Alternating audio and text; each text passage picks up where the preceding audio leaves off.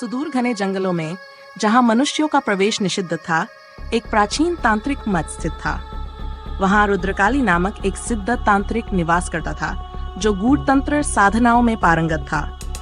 उसकी शक्ति काम और मृत्यु के रहस्यों में समाई थी। एक रात एक रहस्यमयी स्त्री वहां पहुंची। उसका नाम था अन्वेषा।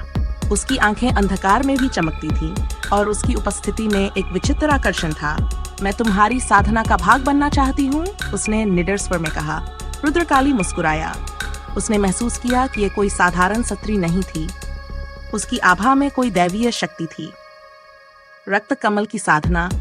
रात खनी होते ही दोनों ने रक्त कमल साधना का आरंभ किया, एक रहस्यमयी तांत्रिक विधि जिसमें देह और आत्मा का संयोजन ब्रह्मांडीय ऊर्जा में परिवर्तित हो जाता है।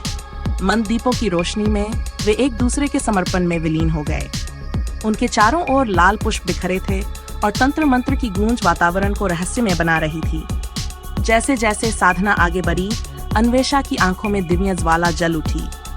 उसकी देह से एक अद्भुत आभा निकलने लगी। रुद्रकाली ने विस्मय से देखा। वह मात्र स्त्री नहीं, स्वयं देवी थी। मैं शक्ति हूँ और तू साधक, तेरा समर्पण ही तेरा मोक्ष है। अन्वेषा के स्वर में अलौकिक कंपन था। रुद्रकाली नतमस्तक हो गया। उसने स्वयं को पूर्णतः अन्वेषा के हवाले कर दिया। वह रात एक साधना थी, एक यज्ञ था जिसमें आत्मा और देह दोनों जल रहे थे। अलौकिक रहस्य। सुबह जब रुद्रकाली जागा तो अन्वेषा वहां नहीं थी।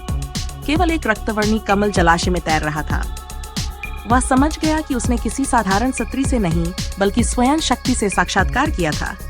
क्या वह देवी थी या कोई माया, या फिर तंत्र की वह शक्ति जो पुरुष को अपने समर्पण में मोक्ष का अनुभव कराती है।